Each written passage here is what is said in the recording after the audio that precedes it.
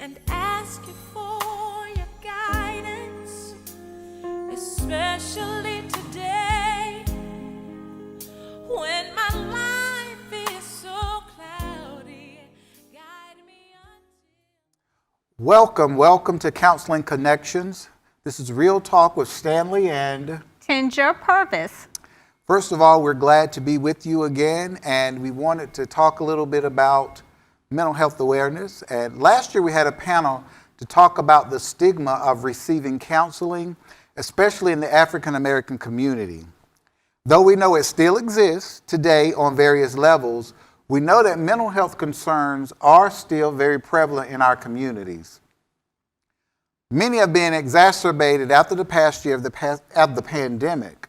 The unknowns, the fears, the deaths, social and physical isolations, and reshaping the way we live have heightened the anxiety levels for so many. Now, as I said, May is recognized as National Mental Health Awareness Month. And first and foremost, we want you to know that you are not alone. You are not alone. Now more than ever, we need to find ways to stay connected with our community. As the restrictions for the pandemic are being lifted, we feel it is very important that people remember that social interaction is very important, okay? So we don't want anyone to feel like you're alone, because you're not alone. There's information and support that you need available. Now, this particular month, National Mental Health Awareness Month, it's a month to highlight the mental challenges that we face. We want to talk a little bit about mental health as is it a part of our total health. Now, mental health has been defined as a person's condition with regards to their psychological and emotional well-being. It affects our ability to handle stress, how we face and overcome challenges, how we maintain and build healthy relationships, and how we recover from difficulties and setbacks. Now, that's our overall mental health. And when we're able to handle those challenges that I just mentioned, then one would say you're mentally healthy. If you're struggling with doing those things, then we're saying, let's talk about it. This is the basis of this podcast today.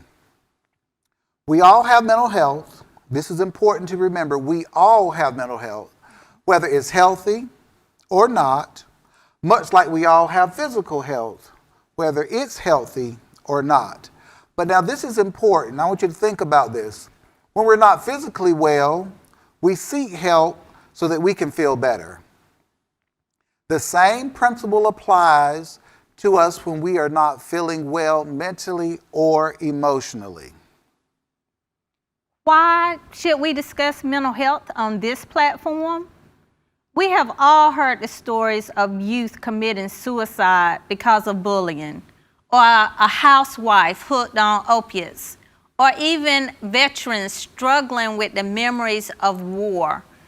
Mental health does not discriminate based on race, color, gender, or identity.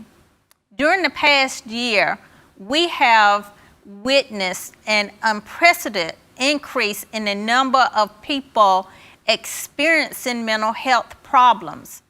A few statistics are, in November of 2020, the CDC reported that 44% of the U.S. was dealing with either depression or anxiety. While historically, data shows that 1 in 5 adults will experience a mental health problem, and less than half of those get treatment.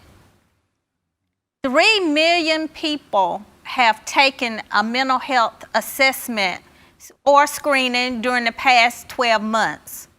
1 million were experiencing depression, and hundreds of thousands more were experiencing either anxiety or psychosis. A recent CDC report showed that 15% of Black survey respondents had seriously considered suicide in the past 30 days compared to only 8% of the white respondents. 17% of blacks suffer from mental illness. Suicide is the second leading cause of death among people aged 10 to 34 and the 10th leading cause of death overall in the U.S.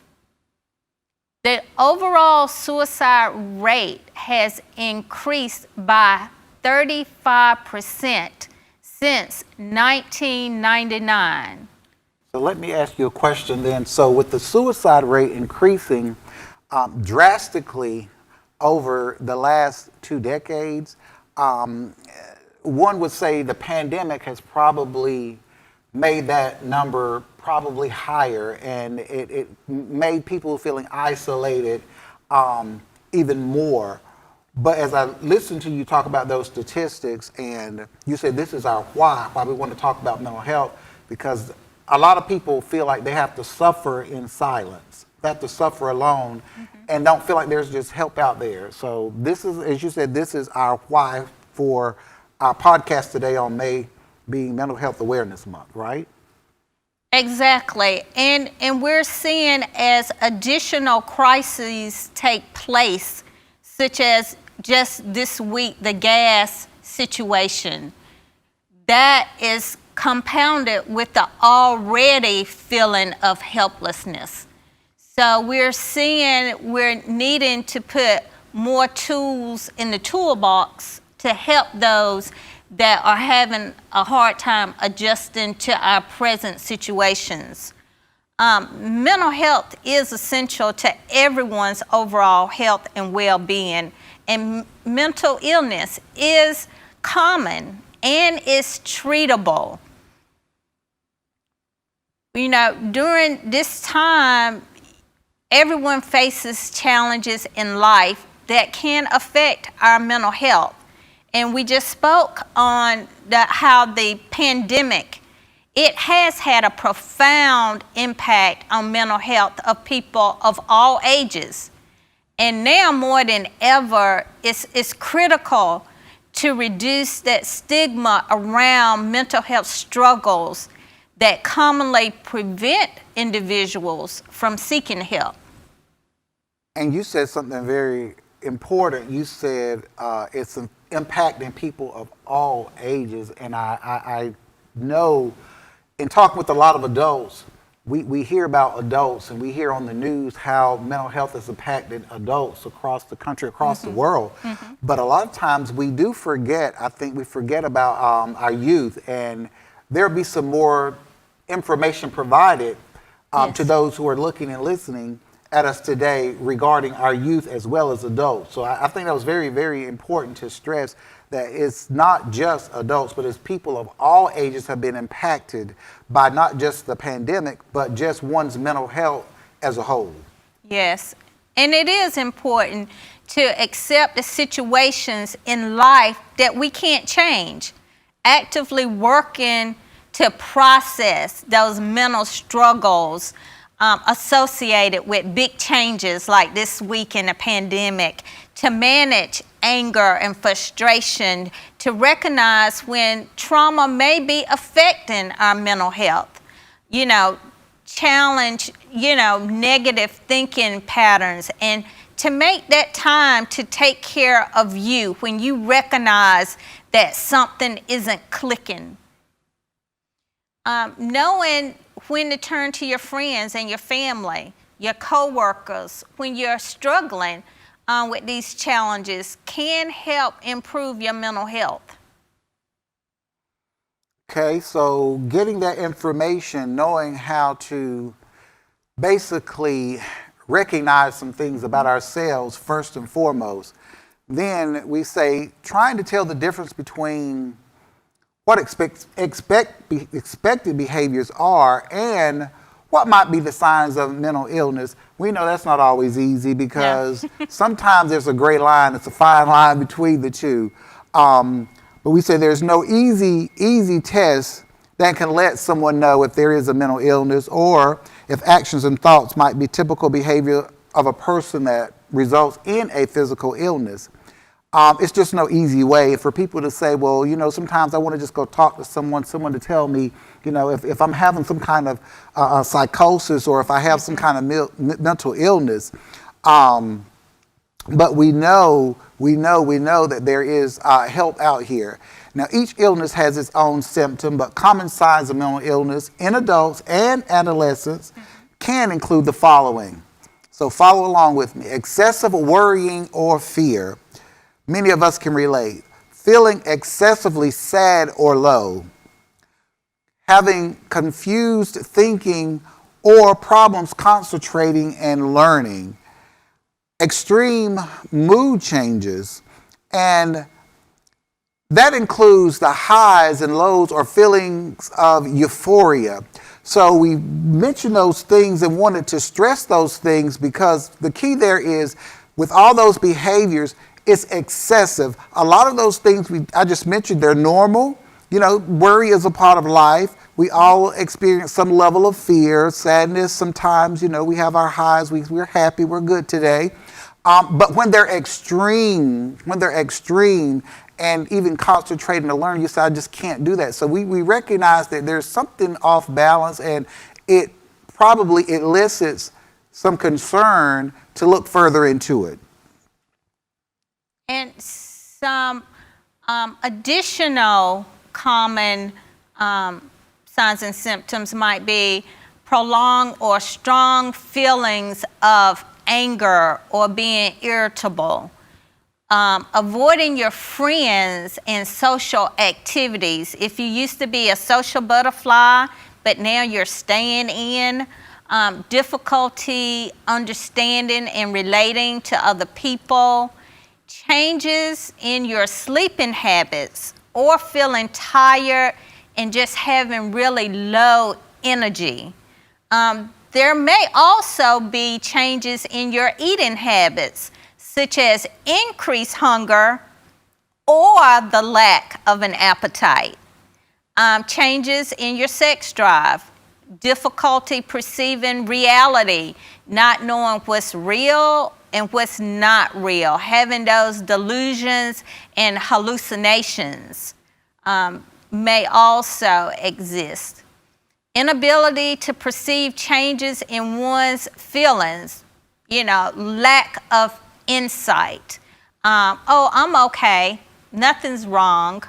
Or on the other hand, you might have multiple physical ailments without any obvious cause, such as headaches, stomach aches, ongoing aches and pains.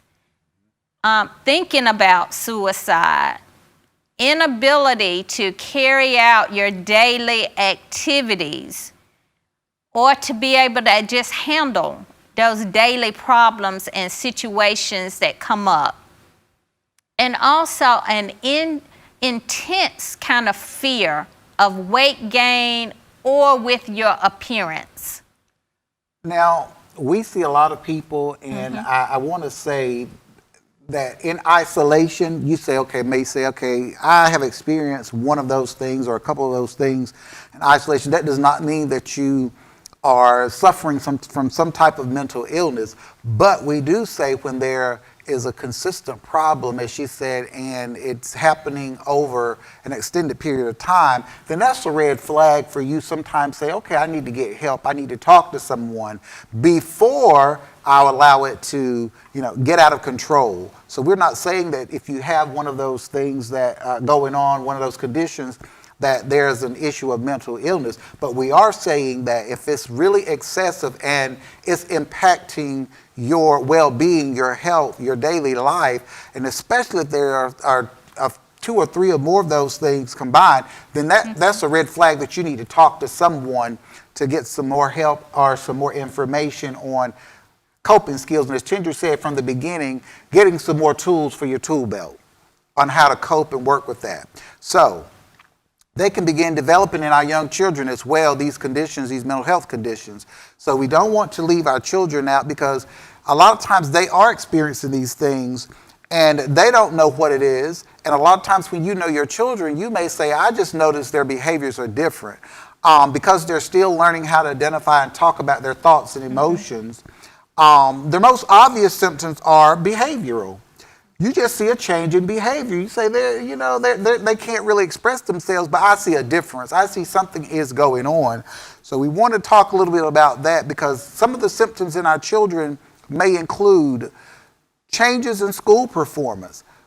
You may have a child who's extremely bright and has done well in school, and during this pandemic especially has been a lot of red flags, and parents have said, I just don't know what to do. And some of them have just said simply because the classwork was virtual or online for a long period of time, that's what it is. But sometimes it's a little deeper than that. When you know your child has traditionally been a very good student and all of a sudden they're doing extremely poor.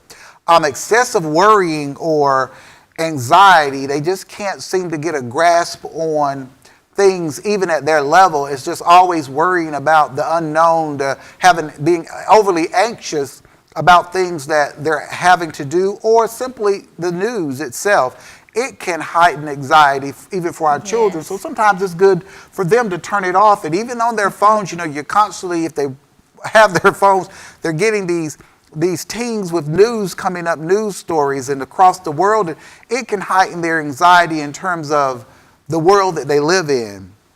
And if they're fighting to avoid bed or school, they just refuse to work with you, and you notice you said, this is really strange.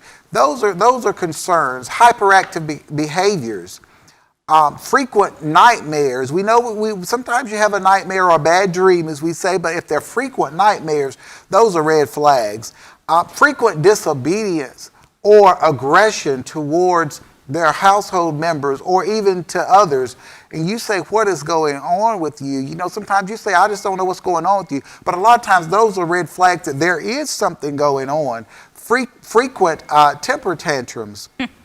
So we say that to say that with these conditions, possible conditions or symptoms going on in your child, they're red flags for you to say, okay, what can we do to get them some attention that they may need? Because once again, as young people, they may not know how to express that something isn't right, something doesn't feel right. They just may not know how to express that. But as I mentioned before, it's when these behaviors are excessive. Now, this is a key. You know your child. It's important. For example, it says hyperactivity. Some of us have hyper children, and they may even take medication for their hyperactivity. So it's not simply because of these things in isolation, once again, like we said with the adults. But it is important to keep in mind that if you start to see these things and they are not the norms for your child, then they could be red flags. And one way to check in with yourself is you can take a mental health screening. And it's available. There's a free one on mhascreening.org. That's mhascreening.org. And it's a quick way, and you can do this privately. You don't have to go to a doctor or psychiatrist or anything. You can do this privately. But I want to say that with doctors or the professionals, they have a tool sometimes that can go much deeper. But for those of you who say, I just want to check and see where I am, I'm not feeling quite right, this is a free tool to use. So keep that in mind. Thank you for watching Counselor's Connection, Real Talk. Tune in next time for part 2 of today's episode. Especially